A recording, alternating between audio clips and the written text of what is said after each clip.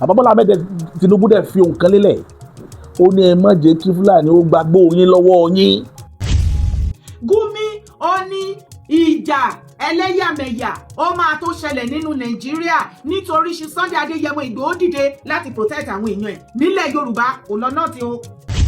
ó kàn protect orí ilẹ̀ wa ni o pé kó má pa wá o àwọn ìran Fúlàní o apàyàn ni wọ́n tó bá ti rí Fúlàní o ti rápàyàn they have nothing to offer ikú ni tó bá ti pàdé Fúlàní o ti kàgbákò. ilẹ̀ Yorùbá ẹ̀yin ọmọ Yorùbá ẹ̀ bá mi fi síbi comment section kí ìpọ̀nrí kan gba bàbá ńlá kú bàbá wọn kọ́ lè rí kà ń bẹ̀ wípé ogun yẹn gan-an la fẹ́ jà bí Sàmárà ọgbẹ́ Ẹlẹ́yàmẹ̀yà yẹn gan ní kájà.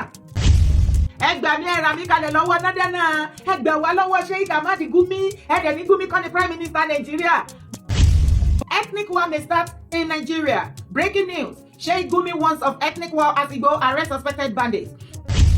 Islamic cleric Sheikh Ahmad Gumi has warned against Nigeria plugging into an ethnic war following the arrest of some suspected bandits by Yoruba Nation activists Sunday Igboho.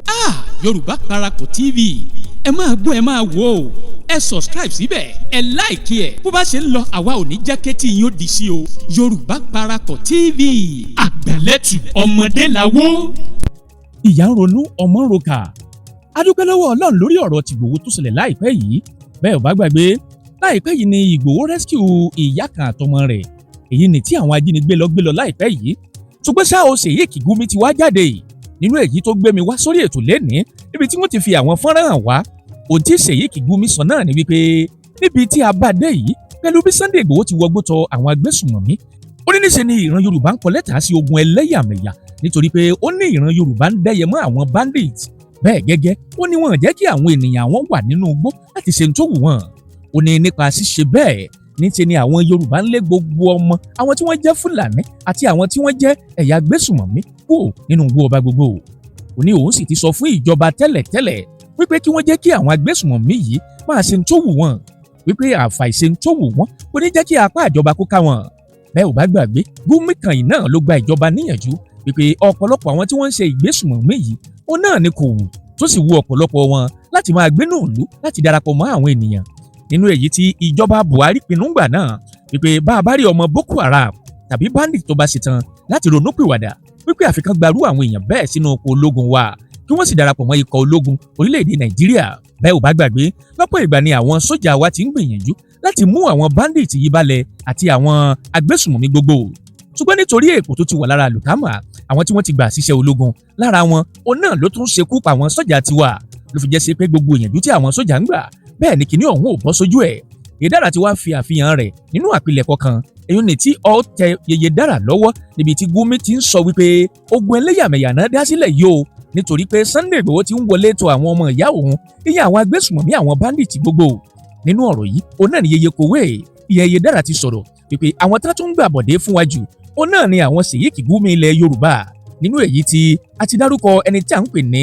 Mufti Ìwó ẹni tó pèrè ẹ̀ ní Gumi ilẹ̀ Yorùbá ẹni tó gbé pé gbogbo ìgbà ló sì máa ń pọ̀n tẹ̀yìn Gumi àtẹ̀yìn àwọn mùsùlùmí gbogbo níbi tí ó ti ń pariwo wípé àfi kí a ṣe kinní kan tí wọ́n ń pè ní Sharia òun náà gan nìkan ló lè tún ayé wa ṣe bẹ́ẹ̀ pé bẹ́ẹ̀ nìkan bá ti ṣẹ̀ àfi ká pa ni o àfi ká gé orí ẹ̀ àfi ká gé lápá ká gbé lẹ́sẹ̀ ó lóun ló lè ràn wá lọ́wọ́ Yèyédára ti wá sọ fún wa wípé bí kinní ọ̀hún ṣe ń lọ rèé o wípé Gumi ti dìde o ó ní ogun ẹlẹ́yàmẹ̀yà ti ṣẹlẹ̀ báyìí bàbá àṣà náà máa sọ tiwọn níbi tí wọ́n ti fi fọ́nrán arákùnrin kan hàn èyí ni tó jẹ́ ẹ̀yà Fúlàní tó ti ń sọ wípé pàtàkì tí àwọn fi wà òun náà ní láti gba ilẹ̀ pàtàkì tí àwọn ti wà òun ní láti pa àwọn ọmọkùnrin gbogbo tó bá léegun láti gba ilẹ̀ wọn ni nítorí ẹ̀sìn àti nítorí gbígba ilẹ̀ nítorí jíjagun fún Allah àti gbígba ilẹ̀ wa òun náà ni wọ́n ń ṣèyí fún wọn wá fi àwọn fọ́nrán ọ̀hún wà tẹ́ ti gbọ́ kinní ọ̀hún dáadáa Yèyédára mọ̀ mú àwọn fọ́nrán ọ̀hún wà bí Gumi ṣe sọ̀rọ̀ tó ní pé ogun ẹlẹ́yàmẹ̀yà ni Sunday Igboho ń wáyé o nípa pé ó ń lọ gba àwọn èèyàn wọn sílẹ̀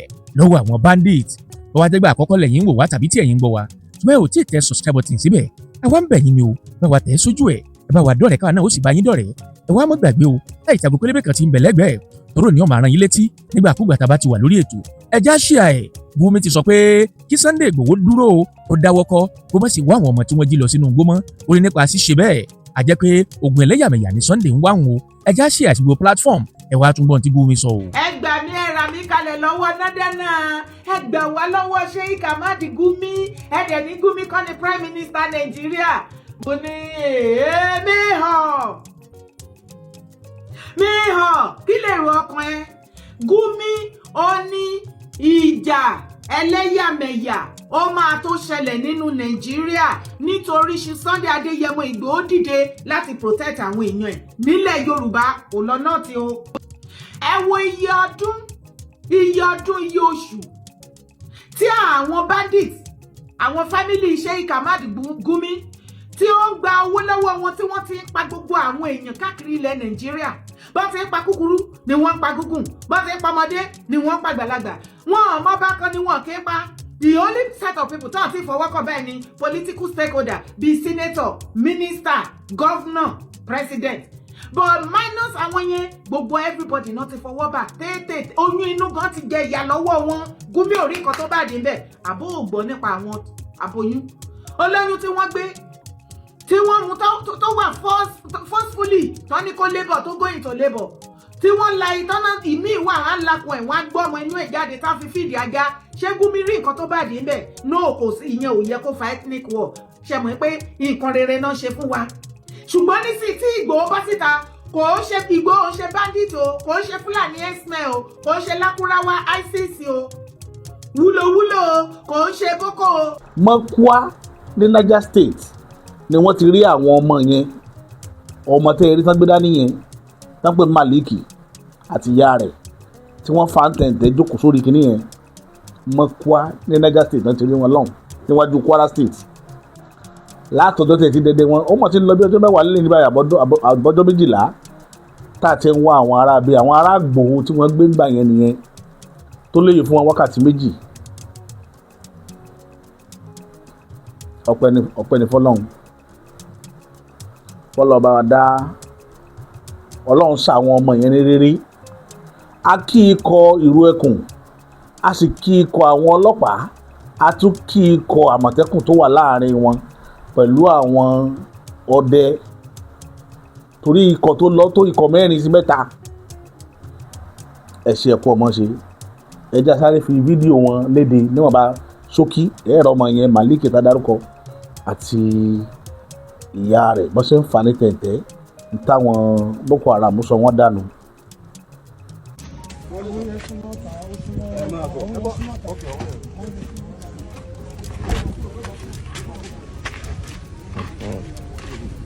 Kí orúkọ ẹ̀ náà? Malik. Kébì ẹ kọjú sí bíbá. Ẹ jẹ́ ká gbé. Malik. Ẹ jẹ́ kí ẹ kúrò mẹ́.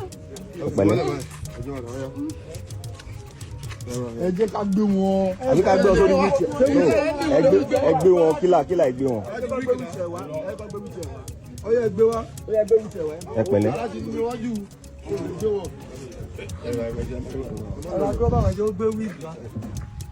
Sorry.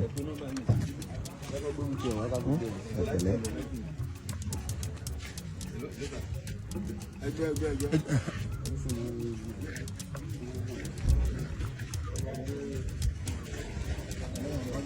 Pẹ̀lú ọmọ 2 years yìí, ọmọ 2 years.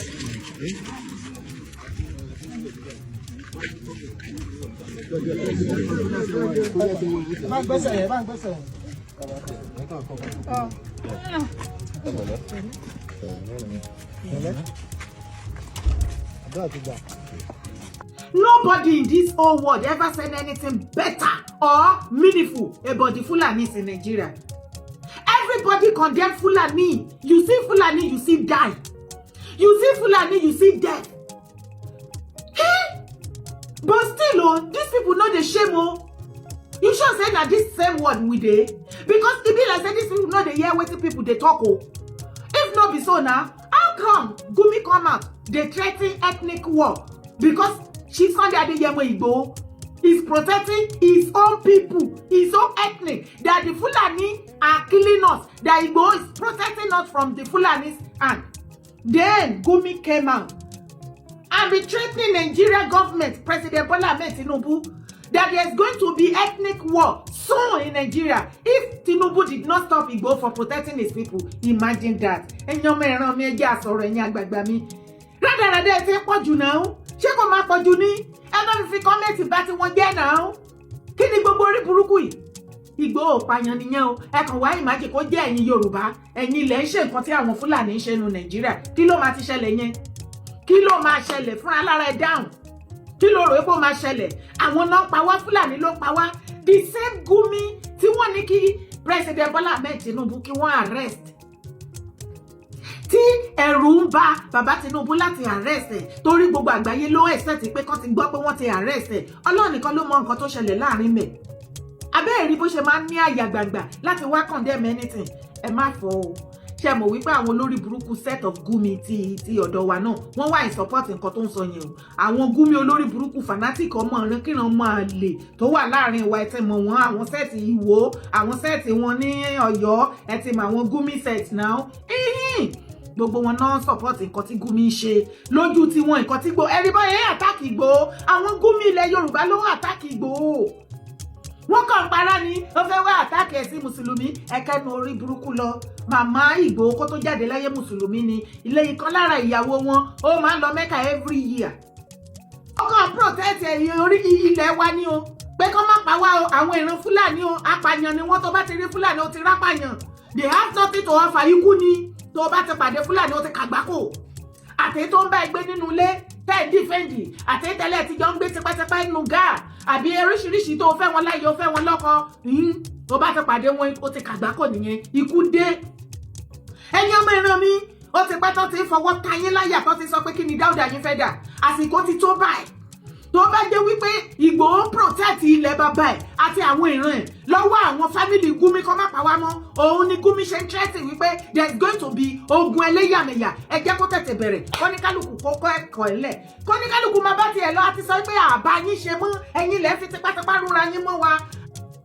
Torí kò sí nǹkan míì tí Fúlàní ní láti ọ̀fà Nàìjíríà ju kí ni àlìmájìrì àti kí tún ni jihadis àti kí tún ni banditry àti kí tún ni terrorists. These are the only things that the northern part of Nigeria are offering Nigeria, the rest of Nigeria. Yes, the whole Nigerians are complaining. Fulani, stop killing us. Stop buying innocent soul. It did not cause ethnic war. No, that Gumi come out now, be warning Igboho for protecting his people is going to cause ethnic war. Ẹ jẹ́ ká jà wọ́n yẹn jọ̀ọ́ torí Ọlọ́run. Allah believe in one Nigeria, but there is nothing like one Nigeria. Ṣé one Nigeria tẹ́tẹ́ pààyàn? Ṣé one Nigeria tẹ́tí lọ gbé tẹ́ lọ invite jihadists wá ní àwọn Islamic country? Ṣé one Nigeria tẹ́tí gba ransom tẹ́tí máa pa wọ́n dànù? No now. Let me jọ kó wo video. There is no nationality in this country that Fulani have not visited them with terror. There's no nationality in this country. So if this terrorism continues, it is our fault, not the fault of the terrorists. Because that is their own business. That is what they are. That is their own definition. To kill, to steal and destroy and take over the land. So if all Nigerians will not unite and fight this common enemy, Fulanis have become terrorists. Killer Fulanis are the terrorists. And we must understand something. I read the press release issued by the Sultan of Sokoto. So, àwa Southerners, mo rò wípé bí ẹ̀yin àgbààgbà wa tí ò bá jẹ́ pé ọpẹ́lọpẹ́ àwa youth tá à ń pariwo tá à sùn tá à wo. Ilẹ̀ Yorùbá ti bàjẹ́ jù báyìí lọ. Ṣé bẹ́ẹ̀ rí gbogbo àwọn àgbààgbà bó ṣe kọ́rí bọnú? Ìbá jẹ́ wípé àwọn àgbààgbà náà máa ń sọ̀rọ̀ tó máa ń tako àwọn Northerner yìí ni. Bóyá ojú àti ètì wọn láti máa bọ́ síta wá máa sọ shameless ọ̀rọ̀ tó máa ń bì lẹ́nu èébì burúkú tó ń rùn burúkú. I'm congratulating you. Sunday Igboho. Òòṣà. Mo máa ń gbé fún gbogbo rẹ̀. Especially lẹ́nu ọjọ́ mẹ́ta yìí fún nǹkan tó tún ṣe. I'm giving it to him. Mo ń gbé fún Sunday Igboho gan. Lágbà Ọlọ́run àwọn òṣà máa tì lẹ́yìn. Kò ní ṣòro ṣe fún ọ. Wọ́n dúró pé wọ́n fẹ́ rí yẹ̀yẹ́ wọ́n fẹ́ dá yẹ̀yẹ́ ẹ̀ lẹ̀. Lágbà Ọlọ́run kò ní ṣe ṣe fún ọ. Wọ́n tó fẹ́ ilẹ̀ Yorùbá dó. A máa tì í lẹ́yìn. Wọ́n tún believe nínú Ọlọ́run. Bẹ́ẹ̀ni. Ọlọ́run kò ní lójú tì. Torí mo observe pé ní gbogbo ìgbà ó máa ń sábà fi nǹkan sọ́wọ́ Ọlọ́run. Bẹ́ẹ̀ni. Torí pé ó gbàgbọ́ bó tẹ̀ jẹ́ pé ìbílẹ̀ ni ó gbàgbé pé bí àti Ọlọ́run ló lẹ̀ mí mi ó máa ń tẹ́ ní lójoojúmọ́. Ọlọ́run ló ní ẹ̀mí Ọlọ́run ló nu gbogbo Bẹ́ẹ̀ni o. Ọlọ́run yóò dẹ̀ ní dójú tì. Àṣẹ ìwà àwọn òṣì tó tẹ ilẹ̀ Yorùbá dóò ní dójú tì. Òun tó dáwọ́lé yìí àṣejèrè ló máa ṣe. Wá. Àjàgbá yìí ní tààrà. Bẹ́ẹ̀ni. Báwa bá ogi tó bá dé wọ́n máa wáyé lè fi. Àṣẹ ìwà. Ìjà tó ń jà yìí àjàgbá yìí ló máa Àṣẹ náà ìwà. ní ìjọba ayé fẹ́lẹ́ náà. Man of the people. Ọlọ́run àtọ̀ bá fún wọn ṣe. Gbogbo ayé tí mọ̀ wọ́n sí dáadáa is a good example to people. People they are looking forward. Is a role model. They are looking forward to emulate his way of life. Kò dẹ̀ mọ́ ṣe Ọlọ́run ò jẹ́ kó lè. torí tó o bá kọrin tí ò bá dùn ìwọ náà fetí ara ẹ gbọ́ náà ṣé ojú òkì ti ná dẹ́nà ni àbí kí ló ń ṣẹlẹ̀ gangan the same Fúlàní tó jẹ́ wípé kò sí any other tribe tó ń pa ẹ́ ní Nàìjíríà ju Fúlàní lọ àbí kí ló gbé lẹ́nu brothers wa yẹn kì í ṣe Yorùbá. Fulani is the only ethnic tó ń pa every other tribe ní Nàìjíríà yet Gumi one of them ó tún lérí mọ́ ìjọba bàbá Tinubu wípé ìjà ẹlẹ́yàmẹ̀yà ogun ẹlẹ́yàmẹ̀yà ó máa bẹ̀rẹ̀ nítorí pé Ìgbòho ó protect ilẹ̀ tó bá jẹ́ pé ogun ẹlẹ́yàmẹ̀yà yẹn la máa jà tá fi máa lálàáfíà tí gbogbo ilẹ̀ wa tá fi lálàáfíà tí ò sí pa ń jí ni gbélé ní ẹ̀rù ń bàyàn nu ilé lọ́la dẹ́ ẹ jẹ́ ká kúkú jà kó ní kálukú bá tiẹ̀ lọ torí kò kúkú sí èrè kankan tí ìran Yorùbá tó ń jẹ lára Fúlàní kò dẹ̀ sí any tribe kankan tí mo mọ̀ nù Nàìjíríà tó ń benefit anything from the Fúlàní. ilẹ̀ Yorùbá ẹ̀yin ọmọ Yorùbá ẹ̀ bá mi fi síbi comment section kí ìpọ̀nrípọ̀n gba bàbá ńlákú bàbá wọn kọ́ lè rí kà ń bẹ̀ wípé ogun yẹn gan-an la fẹ́ jà this time around ogun ẹlẹ́yàmẹ̀yà yẹn gan ní ká jà. ṣé Nàìjíríà as a country kí ni contribution àwọn Fúlàní ní inú Nàìjíríà mo máa ń bi yín nínú gbogbo fídíò mi ìdẹ̀ rí yín kẹ́ ẹ dá sí kẹ́ ẹ sọ̀rọ̀ látọ̀dọ̀ ibẹ̀ ẹgbẹ́ títì náà máa dàgbà sí ibi tó ti ń ṣe báárà at the end of it ìjọba wọn láwọn gbé 120 something billions náà ṣàmà ń gbélẹ̀ wọn láwọn fẹ́ ṣe mass wedding látọ̀dọ̀ tèmi Fúlàní nǹkan tó contribute jihadis ó ti mọ nǹkan tí jihadis wà kó gba ẹ̀sìn by fire by thunder tó o bá ti gba ẹ̀sìn kò kú kó pa ẹ́. wọ́n tún contribute àlìmájìrí wá rí wọn àwọn ọmọ kékèké wọn láti inú oyún ẹ̀gbẹ́ títì náà ti máa ń rá kòrò wọn ti yọ igbá tí wọ́n fún wọn igbá kọlọ black kọlọ red kọlọ yellow kọlọ green oríṣiríṣi tó bá wù wọ́n ni. of course bàbá wọn terrorist ni ìyá wọn àlìmájìrí kí lẹ expect nínú tribe bẹ́ẹ̀ yẹn ṣé ojú òkì ti Gumi ni Gumi Sheikh Ahmad Gumi why your shame no dey shame you shame no dey catch northern Fulani ṣẹ̀ṣẹ̀ máa gbọ́ wípé ó ń kángun jà ẹ̀sìn ẹ̀kọ́ mọ́mọ́ fẹ́ fi sọ lẹ́nu ni káwọn èèyàn lè sọ kí àwọn mùsùlùmí kan lè kẹ̀yìn sí ṣùgbọ́n at the end of it irọ́ yín já gbogbo nǹkan tẹ́ fẹ́ fi parọ́ mọ́ gbogbo ẹ̀ ti hàn sí gbangba ọ̀pọ̀lọpọ̀ àwọn ọmọ mùsùlùmí ilẹ̀ Yorùbá náà ti rí òdodo wípé Ìgbòho ní anything against ẹ̀sìn kìkìdá ká má pa àwọn ìran ọmọ kóòtù ajíire Yorùbá mọ́ òun ni Ìgbòho gbé dání ṣé wọ́n ní ìfẹ́ ìran èèyàn odogun ni tí Gumi bá protect ẹ ṣáà rí bóyá máa múra kankan lórí àwọn terrorist tó ń sìn anytime tọ́wọ́ bá ti bà wọ́n tó flush wọn tí tó ṣe kinní yẹn fún wọn dáadáa ẹ̀rí tábọ́ sí tata wá sunkún gọ́ọ̀mẹ̀ntì ò ní right láti name àwọn bandit ní terrorist kò yẹ kán pè wọ́n terrorist ṣé ìgbówó èrè ẹ̀dá ó wá fẹ́ máa fi àwọn terrorist brother àtàwọn ọmọ ẹ̀ ó fẹ́ máa fi kọ̀ bí àwọn ojúlówó ọmọ ọkọ olóríire ìran ọmọ aládé no ibẹ̀ ni kọ́kọ́ là ń lọ bàbá Tinubu President Bola Ahmed Tinubu pbat bàbá Tinubu ọmọ olódòdẹ ẹ̀yin ọmọ bàbá Tinubu ẹ bá mi ṣe fídíò èkó dọ́dọ̀ wọn bàbá Gbàjà máa bàjọba yín jẹ́ o ṣé ẹ rí bàbá Fẹ́mi Gbàjà kí ni mo ti sọ pé bàbá Fẹ́mi Gbàjà máa bàjọba yín jẹ́ ó ti ń bàjẹ́ báyìí ó ti ń bàjẹ́ níbi tó ní àpẹẹrẹ ṣé rí gbogbo nǹkan lẹ́ẹ̀ lè ṣe bàbá Tinubu kí wọ́n forgive yín you see this particular one ọṣẹ ni lára ìjọba yín ọṣẹ burúkú ni kò dáa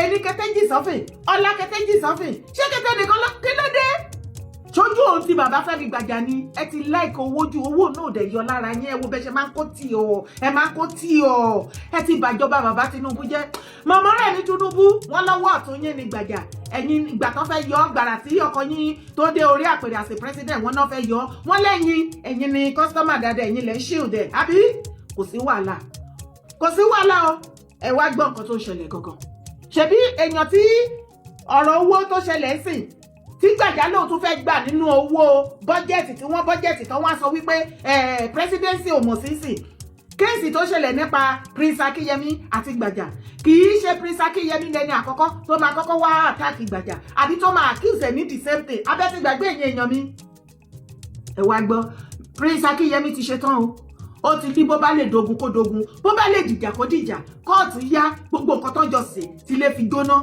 gbogbo ẹ̀ máa tú síta Gbàjà Prince Akínyẹmí ò gbúdọ̀ kú o a ò gbúdọ̀ gbọ́ bàbá Tinubu a ò gbúdọ̀ gbọ́ wípé Prince Akínyẹmí nǹkan ṣe yòó wọ́n wá ọ̀ràn sí lẹ́sẹ̀ wọ́n wá ní wọ́n arrest ẹ̀ nǹkan kan ṣe wọ́n gbọ́ pọ́ síìkì ó wá lásídẹ̀ǹtì kò gbúdọ̀ ṣẹlẹ̀ o mọ̀mọ́ rẹ̀ mi Tinubu ẹ wá gbọ́rọ̀.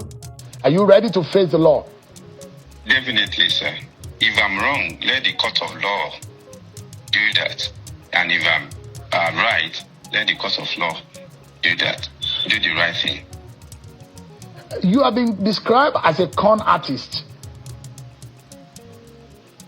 Yeah? Okay, go ahead. You have been described as a con artist, and that this is not the first time this is happening. That there was a time that you described yourself as a leader of a UN organization. Is this a habit for you? No, sir. Do you know what? Since the matter is in the court, let the court of competent jurisdiction vindicate, because I'm ready to clear my name. Let the court take its course. Since my lawyer are involved, everybody will follow us. They will monitor the whole thing. Then let the court of competent jurisdiction do the needful. When you say that you are ready to face, and apologies for your ill health, pray that you get back on your feet. How you got an office in the Federal Secretariat? SGF denies you, the federal government denies you. Have you personally met Mr. Gbajabiamila physically before? Yes, sir. All those ones will be sorted out in the court. I won't want to say much about it. Tell us, when was this organization that you headed, you said, because they said you don't have a letter of appointment. Did you get a letter of appointment? Mr. Shiu, definitely I have a letter of appointment. However, since the matter is in the court, I won't be able to say much about it. However, I'm on a medication. I'm a bit down. I'm sick, so I'm trying to take care of myself. Who was funding the salaries of your you have about 300 staff. Was this coming from the federal government? Mr. Shiu, the truth will be unraveled at the court of law. But give us an understanding. That organization that you are talking about, the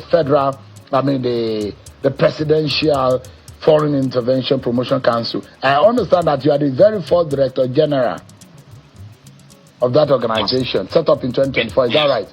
Yes, sir. Who exactly addressed your letter? Was the letter addressed from the SGS office or the office of the president? Mr. Shiu, I don't want to talk much about it. Since the matter is in court, in fact, I'm restricted not to talk since the matter is in the court. So let's just get to the court. Okay. I mean, a lot of Nigerians are watching you tonight and wondering what exactly. Some people think that you're a criminal, that you're a con artist. Are you a criminal? Are you a con artist? No, sir. However, the court would do justice to that. Ṣé kò dojú ẹ̀ báyìí? Ṣé ó tán bí ó tán o? Ó ti tán bẹ́ẹ̀. Ṣé ó ti tán àbó ti kù? Ó ti tán. Ṣùgbọ́n bí mo yẹ sọ lẹ́ẹ̀kan yẹn, President Bola Ahmed Tinubu, mọ̀mọ́ rẹ̀ mi Tinubu, àfi Prince Akínyẹmí àti fi kọ́ yín lọ́rùn. Ọlọ́run bá ń gbọ́. A ò gbọ́dọ̀ gbọ́ pé accident o. Gbàjà àti gbogbo àwọn àǹkó ìyá àgbọ́dọ̀ gbọ́ wípé Prince Akínyẹmí ó sùn kò jí mú. Àbí wọ́n kàn déédéé sọ pé wọ́n rọ̀ṣẹ́ lọ hospital, wọ́n discover pé ó ní cancer. Kò sí nǹkan tó ṣe máa yẹn kí kéèsì tó bẹ̀rẹ̀ o. Àwa mọ̀ nǹkan tẹ́ lè ṣe o. Fẹ́mi Gbàjà, bàbá Gbàjà, ṣé wọ́n ti fi owó gẹ́gùn fún yín nítorí tí ò bá jẹ́ bẹ́ẹ̀ ṣe fẹ́ lówó kú ni ṣe fẹ́ ní owó kú ni gbàrà tí bàbá Tinubu tó ti wà ní orí àpèrè tó ti ṣe inauguration fún as president of Nigeria tí wọ́n ti pick yín as chief of staff lẹ́ti bẹ̀rẹ̀ rádaràdà rúnrún lẹ́ti bẹ̀rẹ̀ sí ní tẹ́tí sàdá sí kìíní tó wà lẹ̀ ìgbà yẹn ni mo ti ń pariwo tó ti gbé information yín tó ti gbé kèsì yín wá bá mi tí mo ti ń pariwo wọ́n ní highest bidder òun lẹ̀ ń ta post fún ẹ̀ẹ́dẹ̀ta in náírà in dọ́là ni torí bàbá Tinubu àti mọ̀mọ́ rẹ̀ mi tí ẹ bá mọ̀ nǹkan tó ń pè ní ìtìjú ńlá ló dé bá ìjọba yín on your behalf ojú ti wá ṣé nǹkan mi ti wà náà rẹ̀ ni ṣé wọ́n ṣépè wọ́n fowó wọ́n fi ṣépè fún gbogbo ẹ̀yin ọ̀pọ̀lọpọ̀ nílẹ̀ Yorùbá ni ṣé wọ́n ti ṣépè owó fún yín ni kí ló tú àṣírí wọn síta Prince Akínyẹmí tí wọ́n sọ wípé wọn ò mọ̀ tí presidency bàbá Tinubu ẹ fẹ́ fọwọ́ ara yín bàjọba ara yín jẹ́ Bíbélì ní tó bá jẹ́ pé ojú kan òun ló máa mú ẹ wọ ọ̀run iná tí ò ní jẹ́ owó ìjọba ọ̀run ó ní kó mú ojú yẹn kó fàyọ dànù tó bá jẹ́ pé Fẹ́mi Gbàjà òun ló máa sọ yín di rádaràdá tá sọ yín dèèyàn yẹpẹrẹ tó yẹ̀yẹ́ ìjọba yín tó mú ìtìjú fine àìmọye gọ́ọ̀mẹ̀ntì tó ti wá táwọn náà ṣoríṣiríṣi ṣùgbọ́n you see this one is a disgrace on you Baba Tinubu and your government tí the only thing tẹ́ lè ṣe tí everybody tó fi máa bu ìyìkún yín padà ó ní kẹ́ ẹ rọra yọ Gbàjà ṣe rí bí first time yìí bó ṣe ń lọ ẹ̀ kí Fẹ́mi Gbàjà kó ya bá first time yìí lọ ẹ má tiẹ̀ bọ́dà àti yọ ẹ fi sílẹ̀ kó parẹ́ mú first time yìí lára ìgbà mélòó la fi máa wọ next year kẹ́ ẹ rọra yan another chief of staff olóríire tó mọṣẹ́ tí ò ní máa ta ìyẹn náà tí ò bá ní sọ di business center yes nǹkan tẹ́ ń sọ fún wa directly nìyẹn ní ìgbà tí mo rí tí president tẹ bọ́ sọ̀nà ẹ̀ bàbá Ọ̀nànúgà ẹ jẹ́ ṣọ́ ara yín tí bàbá Ọ̀nànúgà bọ́ síbẹ̀ tó ń dìfẹ́ǹdì Fẹ́mi Gbàjà a jẹ́ wípé president Bọ́lá Ahmed Tinubu àti mọ̀mọ́ rẹ̀ mi àwọn ni wọ́n gbé ọ́fíìsì yẹn sílẹ̀ tó fi ń kó owó ṣe fẹ́ lówó kú ni ṣé ẹ rò wípé tọ́ ẹ bá ti dàrọ ọjọ́ ogbó yín mi ò rò kúrò yín o bẹ bá dẹ̀gbà tẹ bá dògbò tẹ bá lọ ṣọ́ sọ fún yín pé ẹ fẹ́ lọ náwó lọ́rùn ni gbogbo owó àti gbogbo property tẹ fẹ́ torí ẹ̀ para yín kú sílẹ̀ yìí ẹ ní mú abẹ́rẹ́ pen kò ní tẹ̀lé yín lọ Abíọ́lá ní ju ti yín lọ lẹ́ni òun kọ́ nothing to show for it kí wàá lè fẹ́ wálé ayé máyà fún kí lo ogun kí lọ dẹ ẹ̀yin tẹ súnmọ́ bàbá Tinubu tẹ lè bá wọn sọ̀rọ̀ mọ̀mọ́ rẹ̀ mi wọ́n ní kì í kò sí lọ́wọ́ bàbá Tinubu torí mo ti ṣe findings mi wọ́n ní mọ̀mọ́ rẹ̀ mi ẹ̀yin lẹ máa ń gbèjà Gbàjà ipò lọ́wọ́ ọ̀tún yín ni a jẹ́ wípé ẹ̀yin lẹ wà lẹ ń jẹ́ jíìn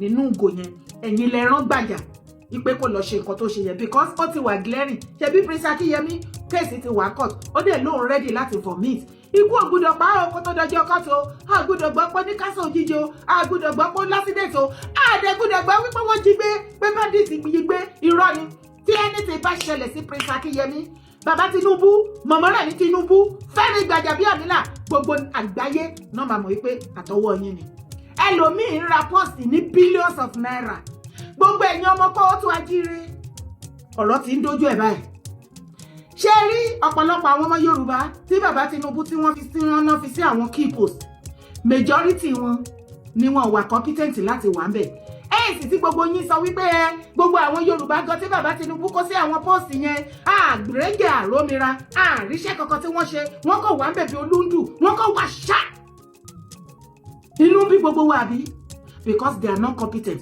ọ̀pọ̀lọpọ̀ wọn majority wọn tí ẹ̀ máa wọn ní ẹ̀dẹ́ nǹkan tó yẹ kán ṣe ní ọ́fíìsì tán wà wọ́n rà á ní wọ́n ní ẹ̀dẹ́ nǹkan tó yẹ tó fẹ́ lọ ṣe nínú orí pósì ibi tó fi wọ́n sí lẹ́yìn kan máa gba sálárì kan dẹ̀ máa kó gbogbo owó tó bá allocate sọ́dọ̀ wọn tó yẹ kán fi ṣe nǹkan sílùú kan máa kó sápò gbogbo owó tí Gbàjà gbà lọ́wọ́ wọn ìdọ́là wọ́n á mẹ́kọ̀ owó wọn padà náà tí ò bá wá jẹ́ bẹ́ẹ̀ tó bá nírọ́ ni mò ń pa torí ẹ̀ kì í tètè gbàgbé nǹkan ṣé ti gbàgbé Minister for Women Affairs Betta Edu ọmọ Kogi mi rò pé ìjọba bàbá Tinubu wọ 3 months tó ti fún ní ministerial post tó ń gbọ́ pé kówó jẹ mílíọ̀nù owó burúkú ìdọ́là àbó ti gbàgbé billions of naira ṣọmọ ẹ̀pọ̀ òun ni ó fi lùsì post yẹn tó fi yọ̀ dànù dèní lẹ́nu ìgbà tí wọ́n bẹ̀rẹ̀ sí ní fún Betta Edu ní fúkú fún ṣó rántí nǹkan tó sọ ọmọ Kogi yẹn ó ní kọ́ rọra ṣe òun jẹ́jẹ́ ó nítorí gbogbo owó tó ń fìyẹ ìjẹun yìí òun nìkan kọ́ ó ní Fẹ́mi Gbàjà ó níye tó gbà ń bẹ̀ ìdọ́là ló gbowó lọ́wọ́ òun kó tó fi òun sórí post as a Minister for Women Affairs ó ti kọ́kọ́ gbà $1 ìgbà tó dé tó tún wà ń bẹ̀ tó dé orí àpèrè yẹn gbogbo owó tí wọ́n tán allocate fún láti fi ṣe nǹkan fún àwọn obìnrin àbí nǹkan kan gbogbo ẹ̀ wọ́n bá ti ń allocate owó fún wọn ó ti níye percentage tí Gbàjà máa gbà just the same way tó dájà sílẹ̀ láàrin òun àti Prince Akínyẹmí lọ́wọ́lọ́wọ́ sìn ṣé ti gbàgbé Betta Edu the same nǹkan tó dájà sílẹ̀ láàrin wọn náà ló dájà lẹ̀ lọ́lọ́hún òun ó gba ṣé àti ẹ̀ ó ti kọ́kọ́ gba ṣé in dollar èrúnrún owó tó bá kù ó nìyẹn rún mọ́wọ́ òun náà ya kó gbogbo ilé tó kù ó ya kó jẹ ó ya sẹ́tù àwọn kọ̀ọ̀kan tó súnmọ́ tọ́jọ́ ń ṣiṣẹ́ papọ̀ the same thing ló ń ṣẹlẹ̀ pẹ̀lú Prince Akínyẹmí.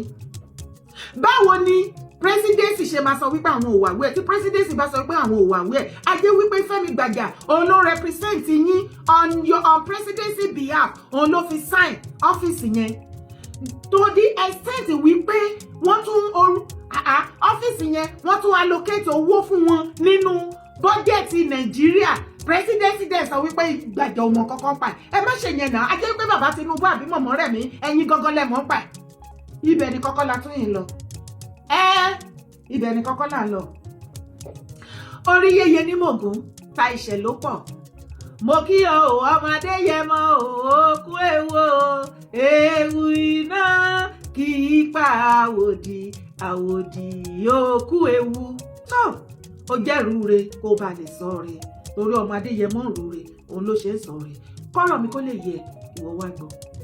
ó lẹ́tìkẹ́ ẹ ṣe eré kó dára ẹ ṣe eré kó dára o ẹni ayé kan o ẹ ṣe eré bàbá ní kẹ́ ṣe eré ẹ ní gbọ́ ẹ máa ṣorí lẹ́gbẹ̀lẹ́gbẹ̀ ẹni tó lànà kọ́ ló lè ní ẹni tó lè ní òun kọ́ ló lọ́la ọba mẹ́wàá ní ìgbà mẹ́wàá ní ilé ayé ta wàyí sẹ́ ẹni tí wọ́n bá yan òun ló lórí ẹni tó wù wá o ló fi jọba ọ̀run bẹ lẹ́yìn ọmọ Adéyẹmọ tẹ̀gàn kọ́ tí ò bá wá jẹ́ bẹ́ẹ̀ ẹ wo iye ọdún tí ogun oríṣiríṣi tó ti ń yọrí sọ́mọ Adéyẹmọ 1% ogun tí ọmọ Adéyẹmọ jáde èní àìmọye ojúlówó ọmọkọ ilẹ̀ Yorùbá ní 1% ọjà àti gbàgbé ẹ̀ ó ti filẹ̀ ṣaṣọ́bora. mo ní má bá wọn gbé Ìgbòho ṣépè aborídè pẹ̀lú lọ́mọkùnrin yẹn ẹlẹ́dẹ̀ wà lẹ́yìn ẹ̀ inú ogun tá ẹ gbé tí màá ní màmá ẹ fẹ́ ní èsílẹ̀ ẹ dẹ̀rọ wípé kú màmá ẹ á lọ lásán ṣé mo yẹ ẹ̀mí tó lọ sí.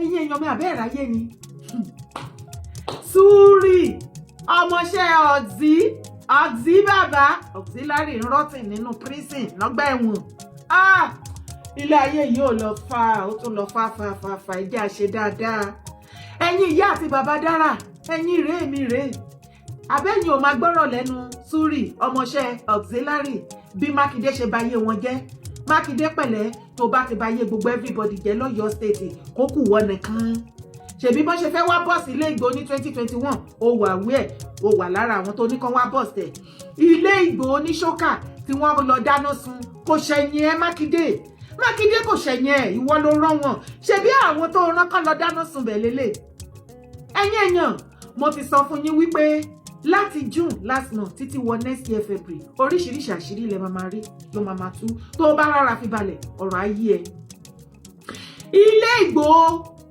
tó kọ́kọ́ lọ dáná sun lọ́dún náà iṣẹ́ owó Mákindé ní allegedly àwọn tó dẹ̀ ràn náà lélẹ̀ àwọn Súrì àwọn auxiliary ilé ayé ilé asán. gbọ́ láti lẹ́yìn ọ̀rọ̀ òṣèlú ni nígbà tí a ti wà pẹ̀lú Ṣèyí Mákindé àti 2015 àkọ́tẹ́sì àwọlé nígbà tó di 2019 àpàdà kọ́tẹ́sì wọlé ọlọ́run pé kọjá olúborí ọwọlé àṣejọba yẹn lọ nígbà tó di tí sáà yẹn tẹnubodò àtúnpadà relate yẹn ní 2023 ọlọ́run sì tó ṣe àmì àwọlé so ṣàìdé ni ó pe ọ̀gá wa Alhaji Mukaila Lamidi Ọ̀sùlárí pé iṣẹ́ ti yàtọ̀ mi ní ò lè bá wọn ṣiṣẹ́ o àdọ̀lọ́lé wa títí wọ́n padà àrẹ́sì ọ̀gá ẹ̀ wọ́n ti mọ́lé ọdún 3 sẹ́yìn àwa náà wá lù ó kálukú ń bá tiẹ̀ lọ ọdún 3 àti nǹkan kan sẹ́yìn láti jọ fira wálẹ̀ so kò ju bí oṣù 5 sí 6 lọ́sìn tí ọ̀gá Oríyọmí jáde àtijọ́ ṣiṣẹ́ fún wọn náà nígbà yẹn náà ni ọ̀dà bọ́dẹ̀ wá darapọ̀ mọ́ wọn bí mo ti dáràn nìyẹn o ó sì ránṣẹ́ wá pé ṣé bẹ́ẹ̀ ló yẹ kí n lọ ìyẹn tó bá ọ̀ràn tó yìí bù wá ìbá ń pèlè SSF ọ̀ràn wa pé ṣé bẹ́ẹ̀ ló yẹ kí n lọ kí n wá ìlé wa o kò fara mọ́ so à ń bá lọ ìjọ tí wọ́n búra fún gangan ní May 29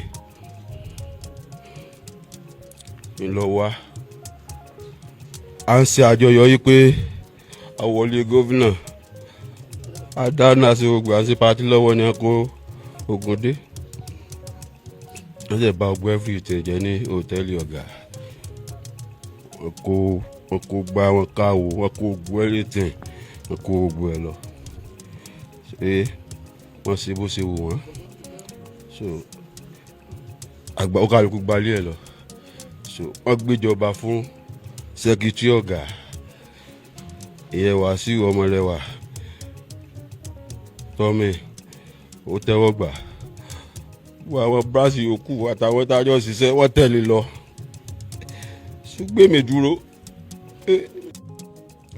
àwọn tíkẹ́ẹ̀tì kan wà tí àwọn òkùnkùn iṣẹ́ tẹ́lẹ̀sì rẹ̀ tíkẹ́ẹ̀tì ẹyọ kan ni à ń já fún ọkọ̀ kan ẹni mọ́tò 1 each ticket ni ó gbà gbọ́n wá kún tíkẹ́ẹ̀tì dé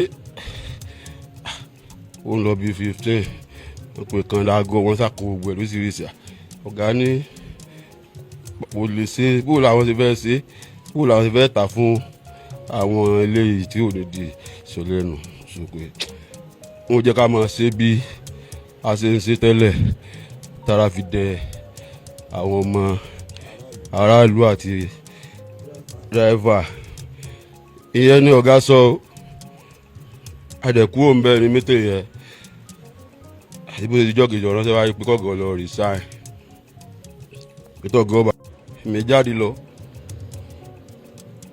àwọn ọkọ̀ mi láti May 29 ní gbogbo wọn àwọn àjẹ́ nìyẹn kan ó ṣiṣẹ́ wọn kó gbogbo wọn wá sílé wọn lé wọn gáràjì àṣìṣe ẹjọ́ kan náà ìjọba tuntun tí wọ́n ní tá a ṣe wọlé tó a sì gbà fọlọ́ mo káwọn ọkọ̀ yẹn wálé mo kó wọn sínú ilé tó bá sáfẹ́rẹ́ nbàrẹ́ tó bá nídìí ìgbìyànjú kan bá wọ́n wà gbé fún wọn wọ́n fi ṣiṣẹ́ tó à ń ṣe bẹ́ẹ̀ àfi bó ṣe di ọ̀dìlẹ́mú oṣù kẹfà yìí èmi náà wakọ̀ lọ sí Èkó mo sọ́ọ̀rẹ́ lọ sí Èkó pé màá sun Èkó máa lòdù wá sí Ìbàdàn àfi bó ṣe dòru táwọn tó wà nulẹ̀ pé mi pọ̀ ọlọ́pàá wà nulẹ̀ fún kẹ́ni wọ́n wà nulẹ̀ o wọ́n wọlé wọ́n jí àwọn.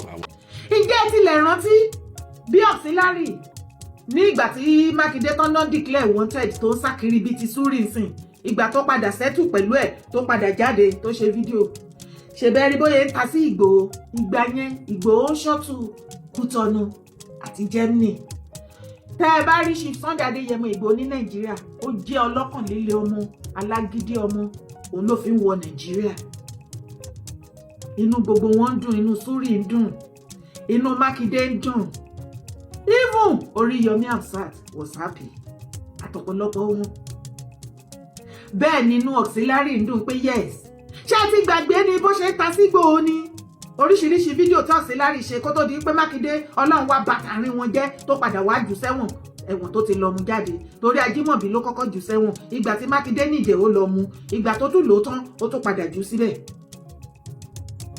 ṣe bẹ́ẹ̀ gbálàyé lẹ́nu súrì báyìí ṣe ráyé ṣe ti rí bí ilé ayé ṣe rí káàsà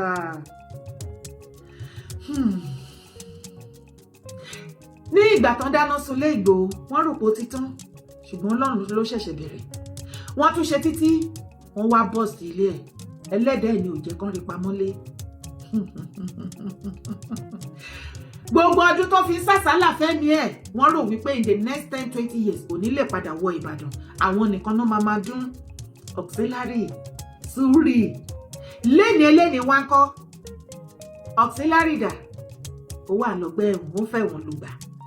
Ìgbòho tí wọ́n ní kò tó bẹ́ẹ̀ kó wọ Ọ̀yọ́ state mọ́ wọ́n á pa wọ́n á sùn jàbẹ́ ti gbàgbé ọ̀rọ̀ òfò àtàdánù tó auxiliary sọ sí Ìgbòho ńgbà náà. Ìgbòho òun ló wá di ìlú mọ̀ká, gbogbo ọba ló fẹ́ bá Ìgbòho ṣe.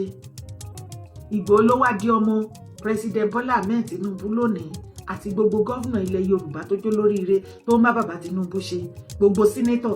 ọ̀rọ̀ Ìgbòho mà ti kọjá gbogbo yẹn. Tẹ bá ń gbọ́ lókè àfẹ́ Germany tì sí kí tẹ́sán má pa yín ni mò ń sọ fún yín, ẹ mọ̀ pé mi kì í sọ̀rọ̀ dànù. àfẹ́ Germany tì sí fún yín ni kí tẹ́sán má pa yín kẹ́ má wọ kó mà. Ibi tí Ọlọ́run gbé Ìgbòho dé nílẹ̀ Yorùbá lénìí ní Nàìjíríà lénìí ẹ sáré kú gan ni o. Lílẹ̀ ní tó ìmọ̀ yìí gbogbo àwọn tó ń tukọ̀ Nàìjíríà tí wọ́n pàṣẹ Nàìjíríà gbogbo wọn àti Ìgbòho bí wọ́n ṣe rí lélẹ̀ ní ìní sọjù yẹn lọ fún yín. Ṣé ẹ rí gbogbo ó lọ sínú igbó ó lọ ń kọ́ àwọn Fúlàní kò pọlọ́pàá DSS ọmọ kankan ẹ jẹ́ kó rí burúkú dànù ohun tí ò bá yé yín ẹ jẹ́ lọ wá ṣẹṣẹ torí kò sí gbogbo nǹkan tí Ìgbòho ṣe tí gbogbo àwọn tó di Nàìjíríà mú tí wọn wà wí ẹ̀ nípa ẹ̀.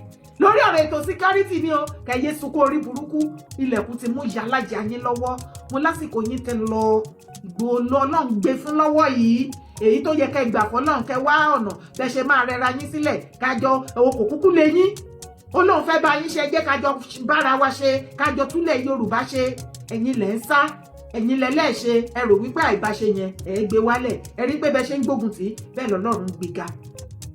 ẹ máa dé ó níbi tí mò ń lọ lórí fídíò tí mo mú alálẹ̀ yìí ó níbi tí mò ń lọ ń bẹ̀. àwọn agbésùmọ̀mí wọn ò dá mọ́ wọn bá wọn ò sì dá ní kékeré. ǹjẹ́ jẹ́ mọ̀ pé ní mọ́júmọ́ ìjẹta on the 2nd wọ́n wọ abúlé kan ní Kwara ní Ìgbàjà wọ́n tó fẹ́ kí ọba Ìgbàjà mọ́lẹ̀ Ọlọ́run ọba ló yọ wọ́n o.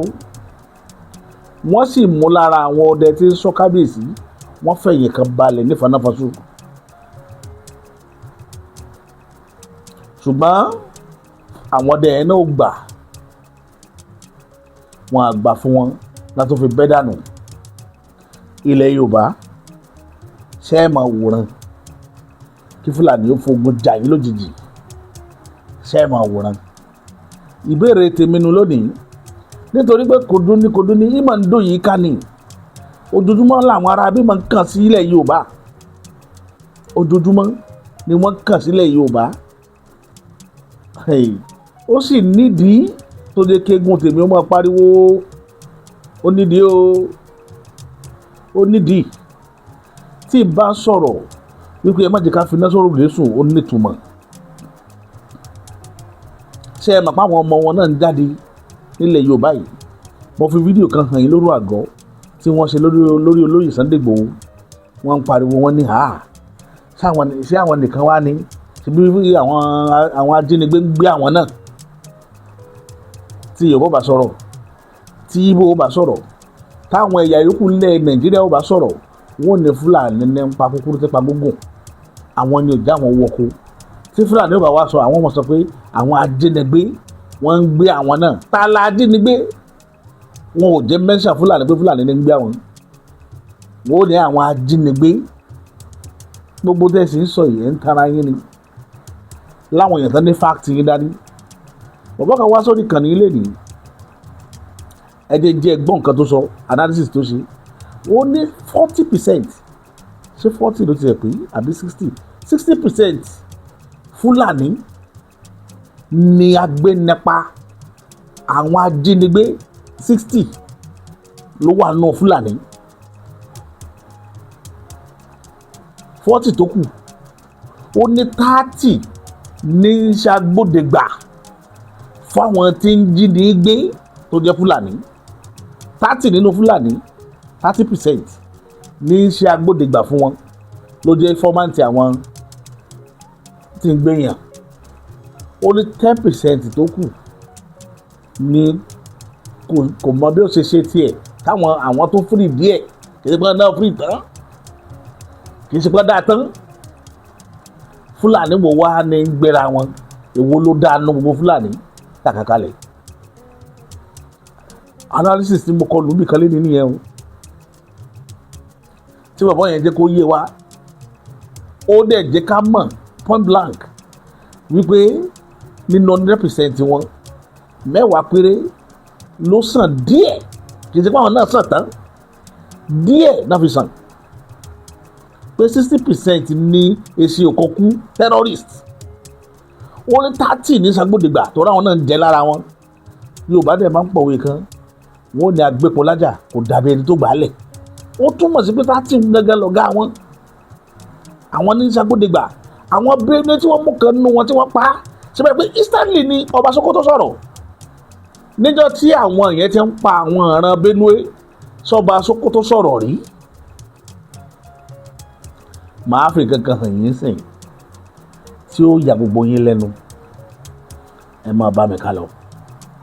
Batman, what do you have to say about the debate on Hausa Fulani identity? Yes, the debate about the Hausa Fulani identity, I think it's spanning from lack of knowledge on the history of like Nigeria and what we have gone through as a people. I just watched an interview of Professor Tijani Nania on Arise TV where he discussed about this and he gave very good points. But maybe one thing I just wanted to add on that was that many people that want to do this division or want to separate the Hausas from the Fulanis may find it very difficult to do. See, during the jihad, when Amfodio was leading the jihad in northern Nigeria, as part of the Islamic jihad process, is that whenever you conquer a people or a land, you don't kill the women, you don't kill the children. So what they do is they take the women as concubines.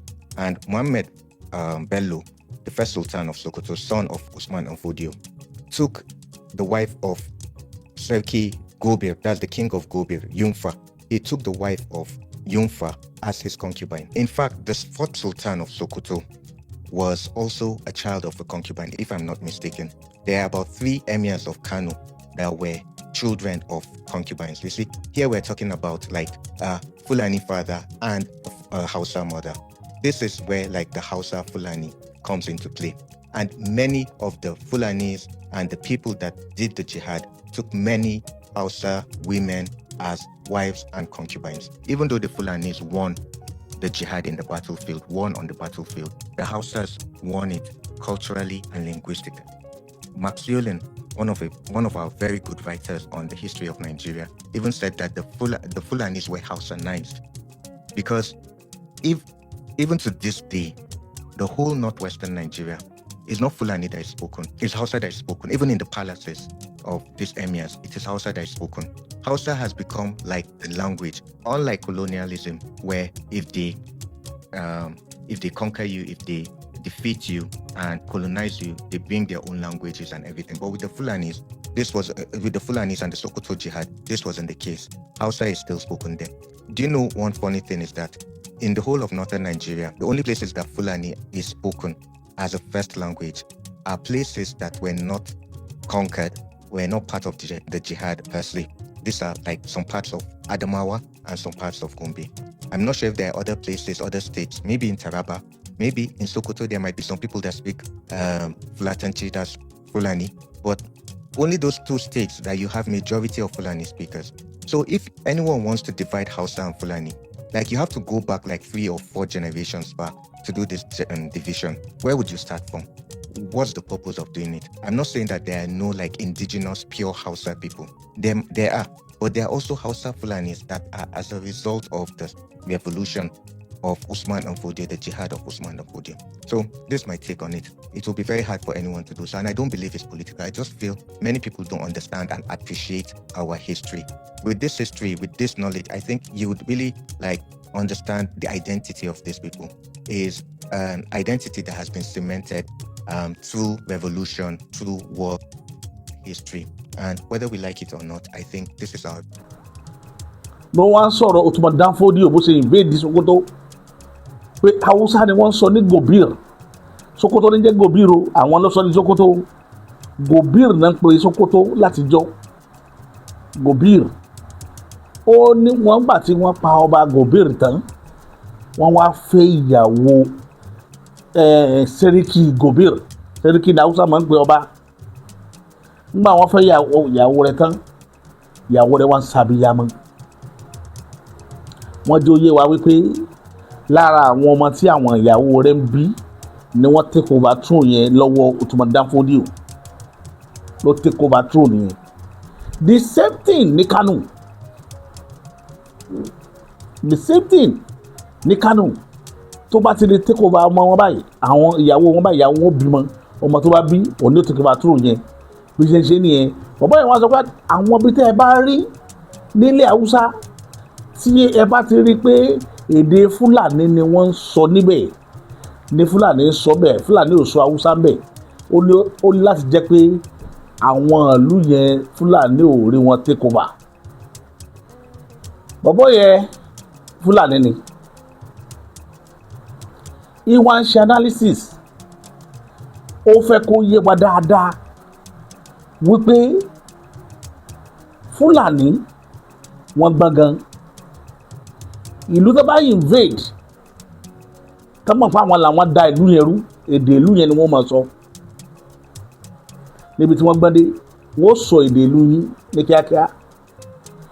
Wọ́n wá make sure pé àwọn ọmọ yín obìnrin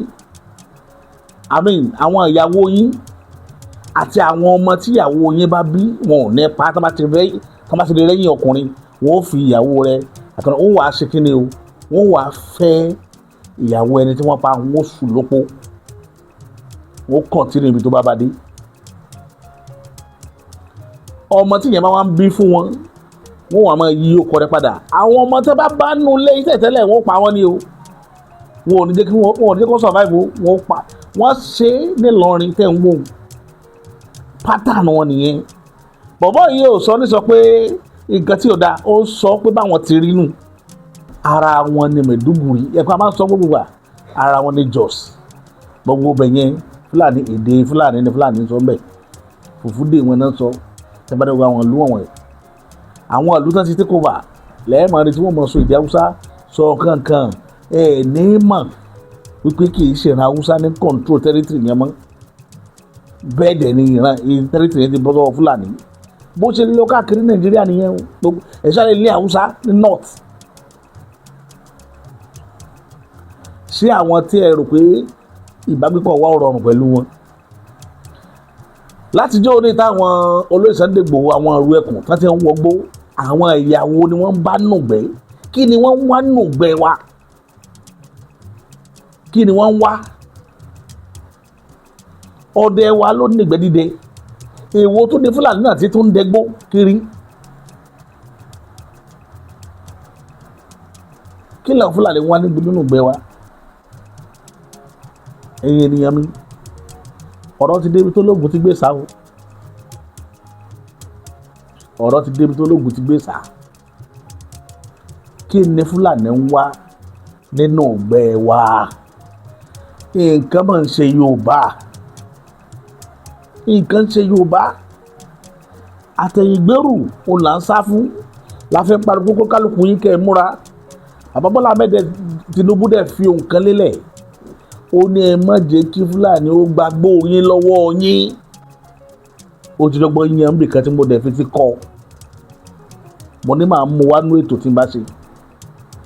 Ó ní ẹ má jẹ́ kí wọ́n gba igbó yín lọ́wọ́ yín.